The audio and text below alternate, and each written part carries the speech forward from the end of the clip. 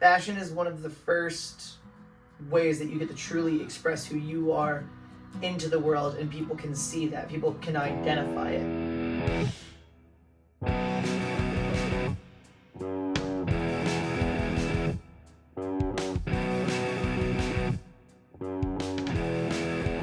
Hello everybody and welcome back. My name is D'Artagnan and this is The Nest. I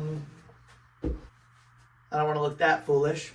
I think today I want to just talk about fashion, gender, and truly, and I mean as kind of like sidebars to the greater conversation of self-expression. I think fashion is one of the key components to showing your true self and being true to yourself. But I think when we start learning on how to dress ourselves, when we're first allowed to dress ourselves as children, though we are given the choice to choose like what is in front of us, we don't have the cognition yet, nor are we given the permission yet to go shopping for ourselves. Even when we've begun, our initial self-expression, or the way that we choose to express ourselves initially, are skewed. They aren't real. They're a product of whoever your parents or your caregivers are that are influencing you. You are mostly a reflection of them, and using their reflection, you are curating your own design. So at first, you may have a bunch of TV shows or a certain color that happens to be in your palette constantly that you didn't get to choose individually, though you may say at that time, oh, purple's my favorite color.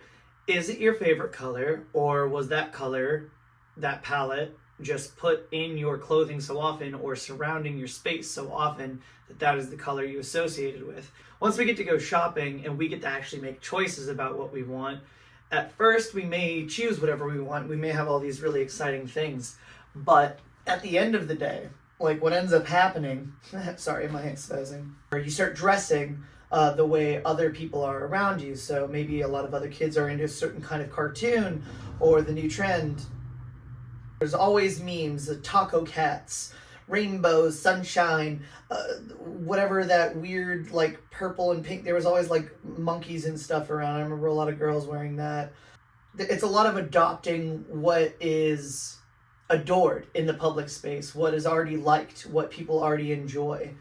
So even at that stage of choice, you are still so heavily influenced by what is around you. But now, instead of being in a bubble in your house and what your parents like, or what your caregivers or your siblings or the people who are literally really close to you on a day-to-day basis, you now get to expand your horizons, but you're still limited to the scope of what you see. So at first, it's a little more popularity, but as you mature through that, you take another stage further. You can start making bigger choices, but those choices still fall under a ladder. A lot of development of types of cliques and types of styles. I think that's when you start recognizing styles. You go, oh, there's the punks, there are the cowboys, there's the cool kids, the preps, the jocks. There's 1,000 genres and venues, genres and avenues that you can follow. But that isn't, you're still within the scope of what is known. So again, this is just levels of maturation. Not your style when you start, as in you are fully dressed by someone else. Once you're older, you start to think that these are your choices, so you do inherently like those things because they are what surround you. And hopefully, you generally like what's around you. Then you kind of move into this space where you start going, well, I like the other people around me, and I like all these other things.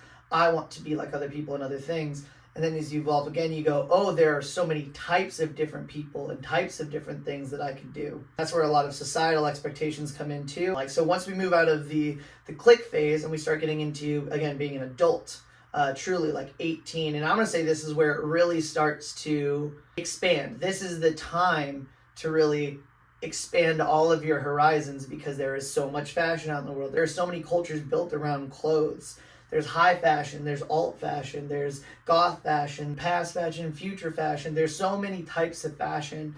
Fashion is one of the first ways that you get to truly express who you are into the world, and people can see that. People can identify it.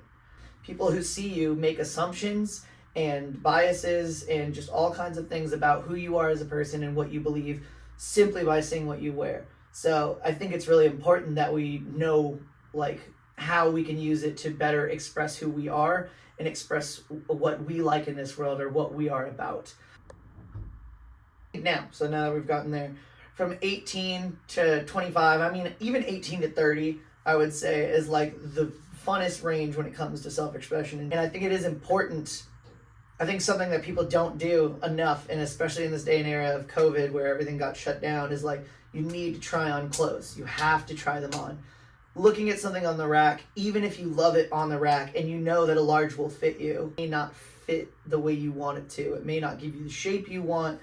There's a lot of nuance to fashion. And I'm not trying to claim to be any kind of expert, it's just something I've worked a long time on over the last couple of years, and I've always been a fashionable child. I had a jeans phase where I explicitly only wore jeans. Fashionable child. And then there was this phase where I only wore shorts. Fashionable child. Also, Brew Doctor, please sponsor me. If this is not the most aesthetic, like, color palette, I don't know shit. I think an aesthetic that I walk through a lot, that I like to kind of juggle between, is like, I really love the clean, preppy look because I love a clean aesthetic. I like looking presentable, professional, and I think that's what that means. But my belief system leans more into the punk type. So I've got my pair of Docs, I like things, I like having a jacket that has like a lot of, again, like symbolism that I believe in or things that I stand for. Looking a little scary, a little edgy. I don't want people to completely walk up to me thinking that they're gonna fuck with me. And I believe in that. I like to dress a little bit aggressive when I can, but I mean, the truth of the matter is, I'm a little softy. I'm a soft little guy. There's just this juggle that you have to kind of find within yourself of, again, like, what do you want the world to see you as? Who do you see you as? Who do you want to be seen as? Who do you think you are now? I think with every addition or subtraction of a garment of any kind can vastly change the view of what's going on and like what that look is giving. For example, I think this gives me a much cleaner, presentable look. Now, though it's giving prep, there's a little bit of black. It's serious. It's form-fitting comparatively to a shirt like this. I look like I'm a safety person. With the color aesthetic, I've got my like weird little shoes on, my little Nikes. It is still a clean look, but it feels a little too grating. Like this says Nickelodeon. This says I'm cutesy. This says I'm small. Let me duck toe harder. I'm an awkward guy, very expressive to say the least. Let's get back on topic here. Point being, there's a lot of weight. I'm still wearing the color up. Am I hot yet? Am I still hot? Am I good? Am I hot? Sexy. At the end of the day, like, I guess, like, what I'm getting at with this. So, probably just lost about 10 minutes of talking time.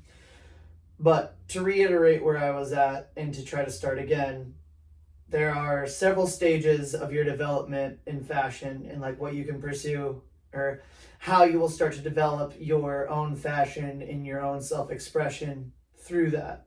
You are not your own person at all, as in you're being dressed, fed, changed, like you are a baby. You move on to your subjective choice, as in, again, you are really given a handful of choices from the already pre-selected palette for you to choose how you'd like to dress yourself and how you'd like to put them on. And you evolve into moving into a more personal style where you can start developing a style that you so choose, as in like you get to go shopping with your family and choose your clothes. But typically that phase is still more of, I'd call the commercial phase, or even just like when you're walking in the store, you say, oh my God, I see 100 of these, I love them, they're so cool. Like going to Walmart and things, like they print 400 of the same thing. Then you start to move into the click phase where you start to understand that there are societal norms and that there are certain ways you're supposed to dress, or again, that the way that you dress dictates who you can associate with or who you are associated with. And then we start to move into the actual self-experimentation phase that I think is usually a lot longer, 18 to around 30, 35. Yeah, and that's kind of where we left off of just like you get to have a lot of personal choice there, and there's a lot of observations to be had in choosing, like, do I want to look more professional? Do I want to be nostalgic? Do I want to follow the culture, support the cultures that I like? Okay, maybe I'll follow the commercial route.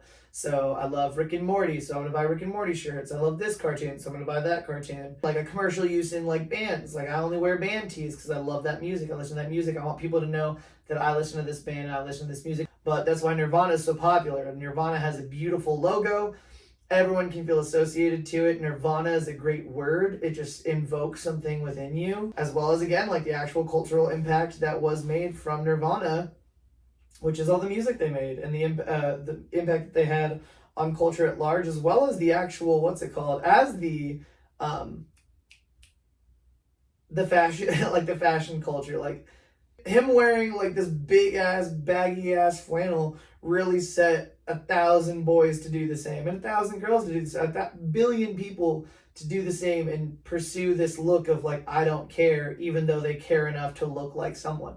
And that's why fashion is so important and so impactful. Again, it changes how culture perceives itself and how it perceives certain idealisms. I think that's so cool because we visualize and we're deep thinkers and we are these people that really have to like conceptualize and put people into boxes to understand, because that's, as human creatures, all we really want to do is just understand. But either way, this is our experimental phase, right? So we start really looking at like who we want to be, how we want people to view us, how we view ourselves, yada yada yada. After we pass our experimental phase, we finally breach into our solidified self. Our obviously, like little items will come in and out, or there will be replacements for the shirt that gets torn or muddied or stained to disarray. You start having a greater desire to hold on to those things because you know that you've spent the time to curate your style. This is my color. This is the shirt that I wear. I, me. This is now where it finally feels personal. And I think up to this point, I wouldn't spend a ton of money. But I don't like to do that because my style changes so much. My needs change so much. I don't really like buying clothes that I can't wear in every space. So like I'm still very iffy about this white shirt because I don't want to wear a white shirt everywhere. I can get a white shirt dirty. I'm scared of pit stains, everything. This is the time where you would start making these decisions if you're going, no, I love this kind of shoe, or I love these shoes particularly. I'm going to invest in either a couple pairs and those will be my shoes indefinitely, or I'm going to invest in a more expensive pair of shoes that can either be maintained or will just take a lot more wear and tear. Sorry, this is how I said it prior before everything fucking got deleted. You want to define, then refine. Again, like refine in the sense of like, hey, I like how that hat looks, but I need something a little more shapely or like a little bit lighter, a little bit darker, or a little bit more durable. Whatever your reasoning is to change it, they are meticulously thought out and you have really given it some time and space to go, that is what I want. The first phase being like a complete lack of self. You are completely dressed by someone else. The illusion of choice, right? Being given the option to change your clothes, but only within the realm of what you already have. Third choice is finally being able to choose what you have and then working that into your style. But I would still call that the commercial use, the commercial phase, where you're really just buying things that are presented to you or that you've seen a lot of, not necessarily that you actually feel that it reflects you, but it's something that you like and you want to chase. Fourth phase is, again, like you start seeing things that you agree with or types of people that you agree with wearing a certain type of clothes. I'd call that the true influence phase. And again, of like your friends make you change clothes. The people that you want to be make you change clothes. The stars at the time, like, and I don't mean like the fucking star, but like the celebrities at the time or the people that you absorb, especially in this era with like YouTube. Maybe you see these and you go, I want to dress like that. This may be an expensive brand. I didn't buy it expensive. I bought it for less than $20 at a secondhand store, but this is a $98 shirt. And I would like to believe that the quality is as much as $98, but I bet you it's more like a $50 shirt, maybe even a $40 shirt. It presents me as someone with more affluence than I have, and I like that. Anyway, and now I'm virtue signaling in some way, I guess. The next phase, moving on to actual experimentation and going, do I want to dress like this? How do I want to dress? What do I want to look like? And then the define and refine phase. And then you start simplifying. I'd call it the simplification phase, really. Is like you stop caring about trying to dress up everything and you just want to make sure that you are dressed, that you have clothes on. And and that you are functional. And maybe you don't even want to have clothes on. That's a different conversation, a different talk altogether. I will not talk about nudists on this episode. This is like what I would present to you as a model for your fashion evolution. No matter what, it's your personal decision, and you need to figure out why you're doing it and what it says about you and how that will affect you in the world by the way it presents you. But now, the important fact that we cannot ignore: gender. Okay, so now we've reached gender. Reasons why I chose what I wore today. I still wanted to feel professional. I still wanted to feel masculine, but I wanted to be a pretty little baby. You know, I wanted to be a pretty gal. So I dressed myself up, put my eyes on, put a little lips, and then wore a dress. Though I love the dress, and though I bought the dress, and I will wear the dress in its entirety, in its actuality, I didn't want to wear it today because I'm still growing comfortable with wearing it. I don't know. I haven't ever worn a dress out in public. It's a spaghetti strap dress, which I'm also uncomfortable with because it shows off my arms, like all of my arms. I don't show that much skin. I don't even wear tank tops because I'm still figuring out to be comfortable with it. But this is my way that I worked my way around it. When I was growing up, any boy who wore a skirt, even if it was over his pants, was like a really big deal. But if you played it off well enough, nobody'd think you're gay. Right?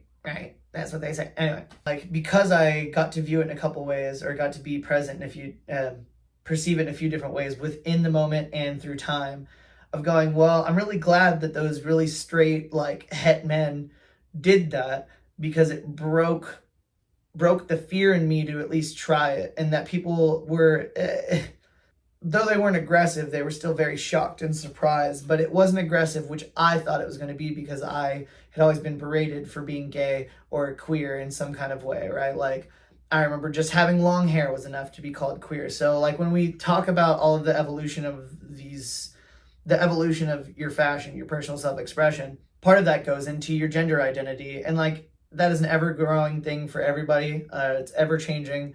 And for anybody cis-het out there, like, completely, like, I'll tell you right now, I'm a heterosexual male, but I fucking love looking pretty. It makes me feel good. I feel comfortable. Women are a lot more comfortable with me. They're a lot nicer to me. Guys like to buy me drinks. I feel sought after in some way, and that feels nice. But that also comes with problems and challenges. And that also comes with weird perceptions or things to know about society and how fucking weird that is. So, and just to bring up a point, real quick, sideswipe here. For my little buddy, this is no one. This is no one important. That's the name. And I give it a he, right? I don't know why I give it a he. And I try to do they sometimes because I'm like, well, it's ambiguous. Look at it. You can't say it's a he or a she. But, you know, I don't see boobies on it. So inherently my brain says it's not a she, but that doesn't make a woman. It doesn't have genitals, so I can't say that it's a man or a woman. And it's not even wearing anything identifiable. But somehow, personally, I choose to call it he most of the time. And it's an it, really. But for the sake of this, I call it he or they. And that's personal. And I think that is just a reflection of who I am. Right? I think, oh, I'm a he because I'm comfortable with he. But the way I present, and the way I act, and the way I like people to see me, it is they. I give they energy. I'm he, they. If you needed my pronouns. It's not really important to me personally. Like, if you called me he, she, or they, I'm comfortable. As long as I feel that I am presenting that way in whatever context, then I'd feel appropriate. If you called me a they when I am fully in some sweatpants, a shirt, and I'm talking like, hey, what's up, dude? Like, I'd be confused. I wouldn't be offended, but I'd be a little confused because that's not how I feel I'm presenting in that moment. And I think this is an important part of, again, fashion, self-expression, and gender identity is and this is, again, for me, I'm more gender fluid than anything else, but I just say gender queer. But because of my fluidity, love to go between the one, like to one day feel a lot more feminine, dress a lot more feminine, present a lot more feminine. And again, my voice naturally heightens. Like, it's not about forcing it. It can be, like, I can choose to go lower or I can choose to go higher. But typically my cadence stays kind of in the middle. And when I get excited or when I get gentle, it gets higher. And when I get a little more introspective and a little more stern, it gets lower. That's just tonality. Sorry, I'm getting too heavy into the gender spectrum. My point being, gender for clothes. Let's focus on clothes. Let's forget about no one for a minute. He's not important. That's no one important. Remember that. I'm also no one important. I want you to remember that. I am not an expert in any way, though I'd love to be, and I would love for anyone to educate me if I'm wrong or if I come off across ununderstandingly. Please let me know. And actually, before I continue this thought, thank you for watching. Thank you for caring if you've made it this far. I appreciate your time. I appreciate your energy. And if you'd like to support me in any way, please subscribe, hit the bell, yada, yada, or check out my Patreon or my music. I also make music. I also have a podcast. Yes, I have a podcast. Go check those things out. But here's my YouTube video. So let me get back on topic here. In the way that you are what you eat, you are what you wear.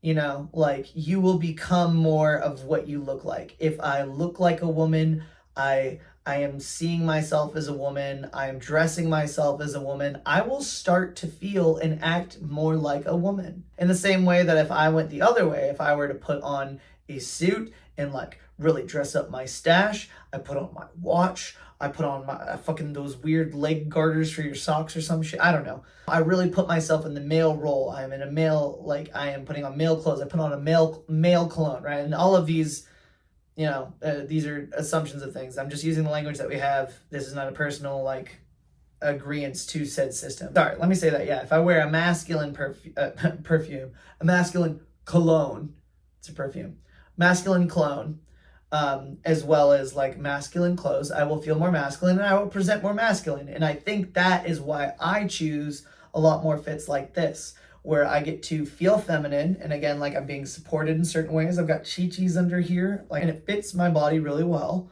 My legs are free and I am open-winded. I feel masculine enough to call myself a man, and I feel feminine enough to call myself she, if I so chose. And that's kind of why I like to present myself as open-ended rather than definitively they, them, definitively he or she. I love being open-ended because I think as art is, and I do feel that I am art, it is up into interpretation. If you feel that I am a man dressing as a woman, okay. If you think I am a woman stuck in a man's body, okay. If you think that I am both the man and woman combined into one in a perfect harmony, fuck yeah. Like, no matter what you believe, it really doesn't matter. Like, and it does, but it doesn't personally matter to me. It doesn't affect me in that way, because at the end of the day, like, I know what's true for me and I know what I feel. And that's all that should matter to you. But I digress. When you're young, you may have not been given that choice, right? As a baby, you were probably just dressed as a boy or girl. And though that may be changing in these times, though the presidency might not agree with us, you were probably dressed in whatever way your parents saw you as first. And there are societal expectations that come with that. Again, as I grew up, like, there was girly girls, and then there was like regular old girls, and then there were tomboys. And if you were any more masculine than a tomboy, you were gay. Like, yeah, hey, if you're a boy, if you wear earrings, it's probably fine, but maybe it should only be one ear. You know, you don't want to get the gay ear. I don't know what the gay ear is. You can wear earrings, but they can't be dangly. You can wear a watch, but it's got to be masculine. You can wear a skirt, but it's got to be a kilt, because that's manly.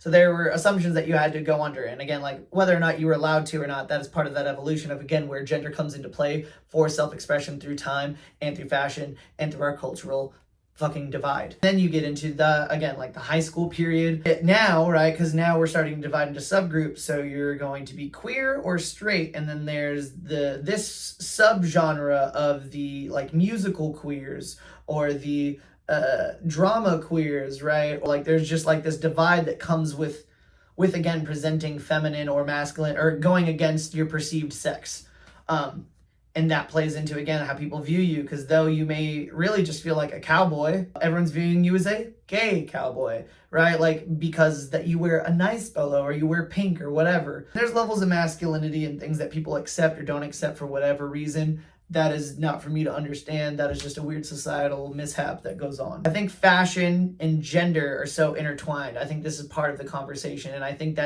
it's more of a statement at this point, because people have always been gay or straight or again, like they are their they've always been whatever their sexual choice is at that time. You may be straight and then try something gay and realize that you're actually really gay, or maybe you feel that you're kind of gay, or maybe you realize I tried something gay, I'm actually really straight, I hated that. Like, it does, It's also fluid. Sexuality is fluid. Your sexuality can change depending on the people you meet, the experiences you have. Again, maybe if the experience of sex with the same gender was positive, you continue to do it. But if it was negative, you may never do it again. And that doesn't mean that you are gay or aren't gay. It just means that that experience played into the story that you had going on, the narrative, that's the word I was looking for, the narrative that you have written in your brain to make your world make sense. So it really is like, I think just through changing your appearance and again expressing your appearance in different ways, you can really start to learn a lot more about your internal world, and not only how you view the opposite gender or the other genders, that you can start to question other sexualities and your own sexualities from the perspective of an internal value system rather than an external value system where you go, but is that right for me? Someone else's sexuality and someone else's gender should never affect you. Like, it just doesn't. It just doesn't unless you're trying to fuck them, and then it upsets you that you can't because you don't have the same, or that you do have the same parts or whatever. And again, that's just a conversation. That doesn't need to fucking be why you hate somebody. There's no reason for violence and hate in that way. Sorry, here's my political rant. With that all said, right, like, I think there's just so much to be said and done about finding a balance between the feminine and masculine, and again, getting away from, like, gendering clothes and just finding ways that we can say, hey, this fits busts, right? Like people who have titties. If they have chichis, this shirt will fit better because it is built to hold chichis. You know what I mean? Same thing as like, this will cradle your sack a little bit better. Or if you want to hide it, see, and that's like a whole market of like, and if you want to hide it better, here's tighter underwear to stash that shit away so you can feel more of who you want to be. At the end of the day, let me bring you in close for this one. At the end of the day, as long as you're comfortable and you're happy with what you're in and how you feel in it, that's what you should wear, and that's what you should embrace. Because you are a beautiful person, no matter who you are, no matter what. You're a beautiful person, no matter who you are, no matter what you wear. As long as you have the confidence to be you and to feel comfortable in your skin and in your clothes, celebrate it. If there's anything else you'd like me to talk about on this, or if you want like a deeper dive of like what I mean by some of these things, or again, if you're like, hey, you're fucking stupid, you're ignorant, and you need more research, tell me where I should go. Like, you don't need to do the research for me. Don't say like, read this article. Here's a place to find that information that you're saying or you're not getting right. Like, give me the resources to do my own research. I don't know where to go, and I would love to figure out more. But this is kind of like my opening up again of like, this channel is about experimentation and about learning just in general, because that's what I love to do. Like, I like to fuck around and find out. You know? So, I mean, like, we tried music in the last episode. We did fashion in this one. I know it reached more about, like, gender somewhere in there. But, yeah, I mean, next I'm going to try to take on some, like, physical art, some, like, fine art, right? Like painting and things like that. And then I'm going to step into, like, I don't know, clothing design, and that's still in fashion. Or, I mean, like, I can show you some music production, and that's a little bit different than music writing or even just studying. There's so much nuance to learning and experimenting. Like, it's an endless thing. So I just kind of want to be here and give my opinions about why I feel so passionately about these things or why I pursue these things. So I think for me, to leave it on, like, a statement, like a true statement, or, like, maybe what the title will fucking be, right, is, like, I believe that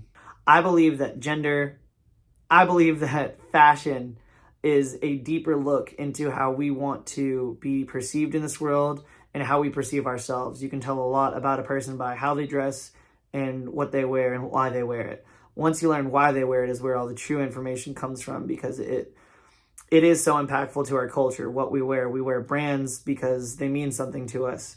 We wear, whether it be the quality, what they stand for, what they don't stand for, right? Like, for or against something. That's why I like Colin Kaepernick doing things or wearing certain clothes, or Selena Gomez trying to sell you a certain perfume. It's why celebrities work, because, again, it preaches to you an ideal.